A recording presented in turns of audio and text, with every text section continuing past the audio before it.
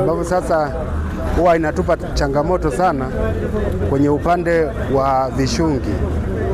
Mtu ukishonea kishungi unaweza ukakuta labda umeenda hapo Magoda, umenunua gunia zako 15 za kupakia kwenye guta, lakini mtu atakwambia anataka faini ya lombesa ambayo faini yake hahesabu kwamba umempakia gunia ngapi. Faini ni Laki1.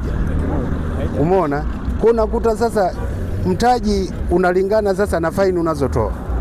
Umeona? Kwa hiyo sasa kwenye hii elimu naona tumpata elimu nzuri ambayo itatusaidia. Mimi nikifungasha hata vigunia vyangu 5 nitakuwa na uhakika wa kulipa tu ile ushuru, lakini siwezi kuanza kulipa hizi habari za faini. Na hata hivyo huwa tunatoa sana rushwa. Kwa hiyo umpakia vigunia 5, sasa inabidi utoe rushwa, utafanyaje ili uepukane na faini ya Laki1? Unaweza kuona unatoa labda 20,000 elfu ngapi, ambazo sasa hazina msaada wote kwa serikali yetu na kwa zinaingia kwenye mfuko ya watu.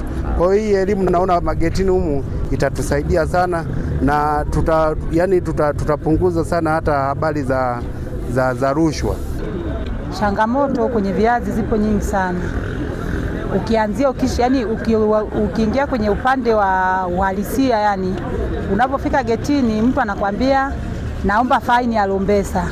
Ukimwambia basi tupime hiki kipeto tuangalie kilo ngapi, anakwambia siwezi kupima, ninachotaka mimi kishungi cha juu kilichozidi ulipe faini. Kama utaki nikuandikie, kama utaki kulipa faini Laki1, swala liende mbele.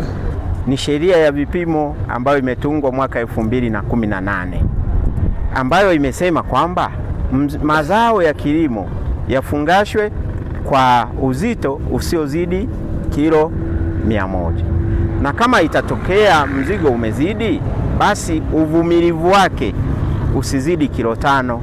Kwa maana hiyo ni kilo 105. Kwa hiyo swala la kusema kwamba ukifungasha ukaweka kifungashio ni lumbesa ni tofauti na sheria. Sheria haijasema hilo swala, na kama ni halmashauri wanaochukua mapato wakitaka kusema kwamba hilo ni kosa, lazima wawe na sheria yao ya halmashauri husika. Lakini kwa utaratibu wa sheria ulivyo, hawezi kutunga sheria ndogo inayokinzana na sheria mama. Kwa hiyo kwa maneno mengine, kumtoza mtu faini kwa kusema kwamba ameongeza kishungi lakini hujapima si sawa. Kwa majina naitwa Kastori Ngole, ni mwenyeji wa Njombe. Nanunua viazi Ludewa ambayo ni Lugalawa, nanunua viazi Amani, nanunua viazi Shauri Moyo mpaka Makete, sehemu nyingi. Kwa hiyo kwenye upande wa faini mambo mengine wako sawa.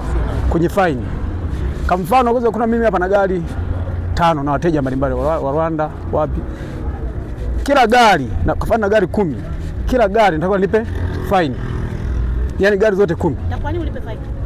Faini lazima, ndio wanazungumza wao kwamba nitakuwa nilipe Laki1. Jira ya kishungi, yani lombesa, lazima nilipe faini Laki1 kila gari, haijalishi na junia 200 au ngapi, la faini Laki1.